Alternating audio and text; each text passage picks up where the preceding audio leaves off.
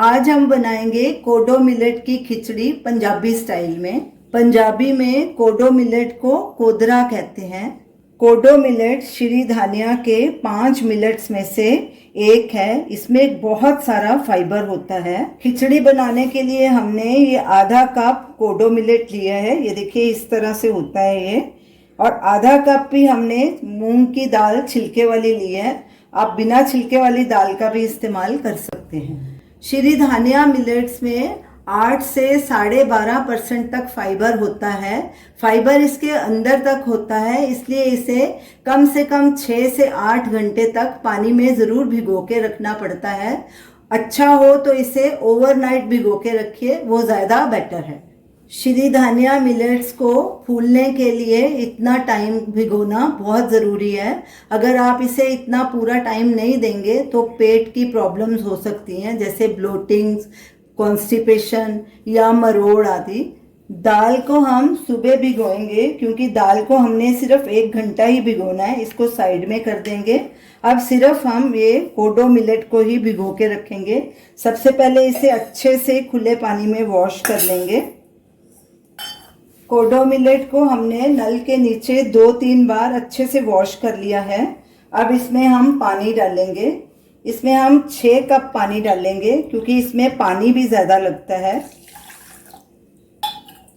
हमारी दाल और कोडो 1 कप था, तो उससे 6 गुना पानी डालेंगे हम।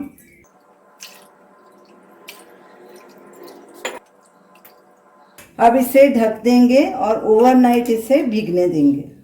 कोडो मिलेट को हमने रात भर पानी में भिगो के रखा था। ये देखिए पानी का कलर भी रेड हो गया है। जो ये श्री धानिया मिलेट्स हैं, जैसे वो मिलेट का कलर होता है वो पानी में उसका कलर आ जाता है। इस पानी को हम फेंकेंगे नहीं क्योंकि सारे न्यूट्रिएंट्स इसमें हैं। पानी के समेत हम इसका इस्तेमाल करेंगे। और ये हमने हाफ कप मूंग की छिलके वाली दाल ली थी। इसे भी मैंने 1 घंटा पहले पानी में भिगो के रखा था। इसका पानी निकाल दिया। दाल का पानी फेंक देंगे, मिलेट का पानी हम इस्तेमाल करेंगे। अब हम कोडो मिलेट की खिचड़ी बनाना शुरू करते हैं। मैंने मिट्टी की हांडी ली है। आप इसके लिए स्टील का बर्तन भी इस्तेमाल कर सकते हैं। श्री धानिया मिलेट्स में नॉन स्टिक का इस्तेमाल नहीं करना। गैस को मैंने मीडियम पे रखा है। इसमें ये मिलेट और पानी डाल देंगे।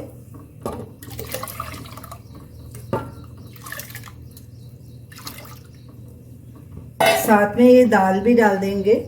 इसका पानी हमने फेंक दिया था दाल का।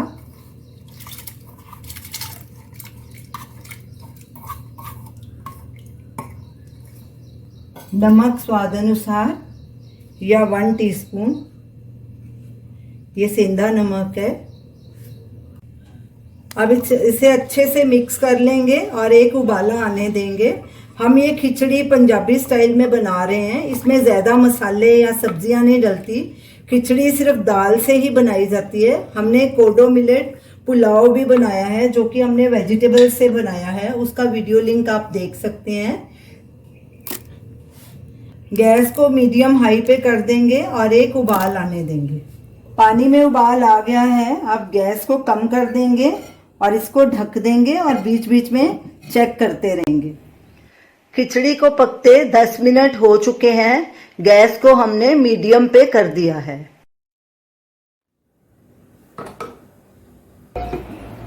खिचड़ी को पकते 20 मिनट हो चुके हैं। ये देखिए दाल और कोडो अच्छे से नरम हो चुके हैं, लेकिन अभी तक अच्छे से मिक्स नहीं हुए, पानी अलग लग रहा है। तो गैस को हम मीडियम हाई पे कर देंगे और इसे ढक देंगे और बीच बीच में चेक करते रहेंगे। खिचड़ी को पकते 45 मिनट हो चुके हैं। ये देखिए सब चीज़ें आपस में अच्छे से घुल मिल गई हैं। अब पानी अलग और खिचड़ी अलग नहीं दिखाई दे रहा। अब गैस को बंद करेंगे और इसका तड़का लगाएंगे। ये देखिए इसकी ऐसी कंसिस्टेंसी होनी चाहिए, ऐसे। ये देखिए तड़का लगाने के लिए एक पैन लेंगे। गैस को हमने लो मीडियम पे रखा है। इसमें 2 से 3 टेबलस्पून देसी घी डालेंगे। इसमें देसी घी काफ़ी सारा इस्तेमाल होता है क्योंकि मिलेट काफ़ी खुश्क होते हैं, तो ज़्यादा घी का इस्तेमाल होता है। तो मैं इसमें ये 3 टेबलस्पून घी डाल रही हूँ। घी को गर्म होने देंगे। घी गरम हो चुका है, इसमें 1 टीस्पून साबुत धनिया डालेंगे, साबुत जीरा सॉरी। जीरे को अब क्रैकल होने देंगे। जीरा क्रैकल होना शुरू हो गया है, इसमें 1 टीस्पून भुना हुआ जीरा पाउडर भी डाल देंगे, इससे फ्लेवर खिचड़ी का बहुत अच्छा आता है। और ½ टीस्पून काली मिर्च का पाउडर डालेंगे। ये मिर्च भी आप अपने हिसाब से डालिए, कम या ज़्यादा। अब गैस को बंद कर देंगे और इसका तड़का लगाएंगे खिचड़ी के ऊपर।